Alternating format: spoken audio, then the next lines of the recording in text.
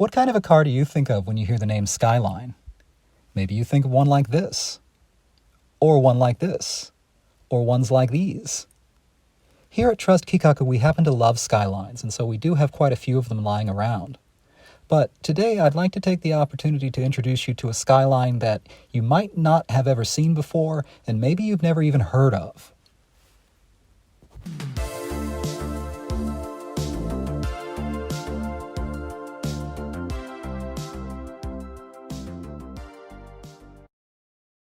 Today I'd like to take the opportunity to introduce you to a Skyline you might never have heard of before. This is an R31 Skyline Excel. In spite of being the model that preceded the worldwide renowned and well-celebrated R32, 3, and 4 series Skylines, the R31 isn't well-known or well-celebrated even here in Japan. And this is probably one of the least well-known models of R31, this Excel. And we've got this nice 1980s kind of matte black low-speed bumper here in the front. I consider you to be a very privileged and well-cultured individual if you've owned a car that has been fitted with bumpers like this. This is really my first time spending any significant amount of time around an R31, and so I'm kind of interested to get up close and personal with it and see exactly what the differences are. The first thing I'm going to point out is these headlights. They're made of glass, similarly to the R32. But not the 33 and 34. These are glass headlights, so unlike the latter ones, they never yellow. They don't crack on their own unless you crack them. And then we've got turn signals in the side fenders. Those are on both sides. And surprisingly aerodynamic looking line here down at the bottom. See that there?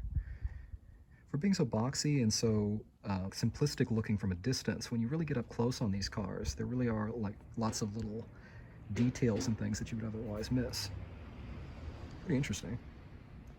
This particular car comes with its own spider. This is a way to check how anal retentive an owner is about cleaning their car. And I honestly don't know the condition this one's in. If the gas cap area has been cleaned. And actually, yeah, it's not bad. There's a little soot in it. Pass. Interior. It's blue. I'm not sure what kind of strange weirdo would want a blue interior. In the center of the dash, you've got your usual stuff. I mean, they're all the things that you would find in a more modern Skyline, like any of the R32s, 33s, or 34s. It's just the styling of the components is a little bit different, and they're all in different places. It's actually pretty similar to the R32's dash as far as where things are actually located. I think the dashboard in this car is really quite cool looking, actually. It's got this sort of 1980s techno-futuristic-y sort of thing going on, despite them being analog gauges, but I do like the way that the gauges all sort of sweep in the same direction. Steering wheel, elephant in the room time. This is an automatic, and this automatic is, I believe it's a 3-speed, oddly enough, and maybe you'll understand why when we show the engine. What else we got here? We got some fuzz and some places for extra buttons right here. Nice e-brake, rib for her pleasure. One thing about these kinds of 80s cars, they have this nice, like, notchiness or clickiness to absolutely everything. Now buttons are being phased out for whatever reason. People think the touch controls are cool or sort of futuristic or whatever, but this is a period when buttons had sort of a weight, and there are, like, little detents built into all of the knobs that you turn and everything. Like, check this out.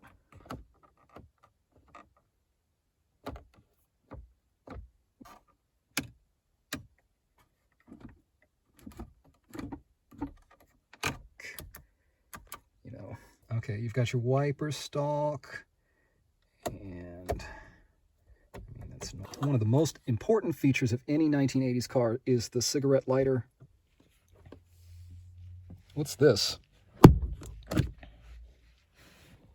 I guess this is where you hide your contraband or whatever. Pillars, what have we got up here? No mirror for the driver. Do we have a mirror for the passenger? Oh, we do. Some nice velour seats. Very plush on the surface. And the back seat is similarly upholstered in the back of our Skyline XL in the lap of luxury. All right, engine time.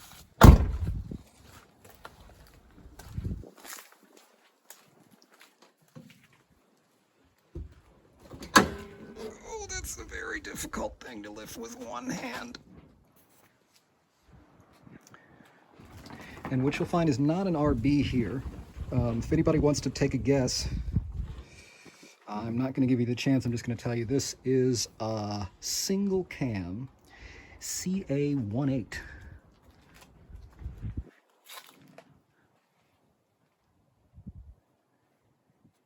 It's not fast and it doesn't make a lot of noise. The gas mileage is probably pretty good, although I'm not sure because the fuel gauge doesn't work, so I have no idea. But I would describe it as completely adequate for moving the car. Check out behind the engine how much space there is between the engine and the firewall. I mean, the transmission is in the engine bay, and so if you wanted to swap an RB or a 12-cylinder Toyota MacGuffin into this car, then you probably could.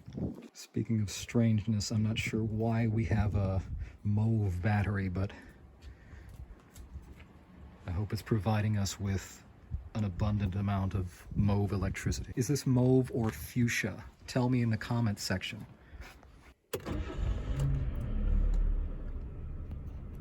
Starts up more quickly than I expected. All right.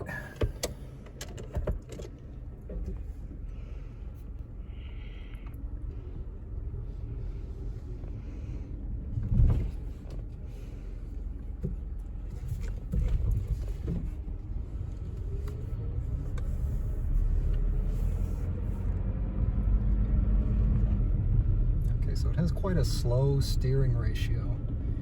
Brakes are quite numb, I suppose. They take a lot of force to get them to actually slow the car down.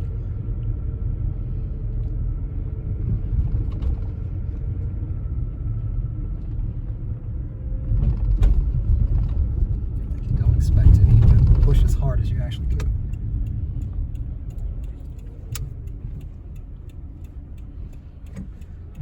Lot to say.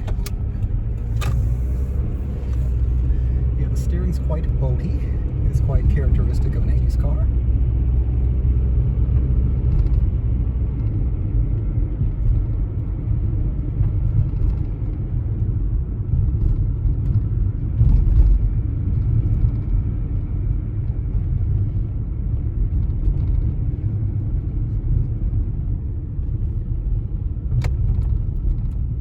Engine is amazingly adequate.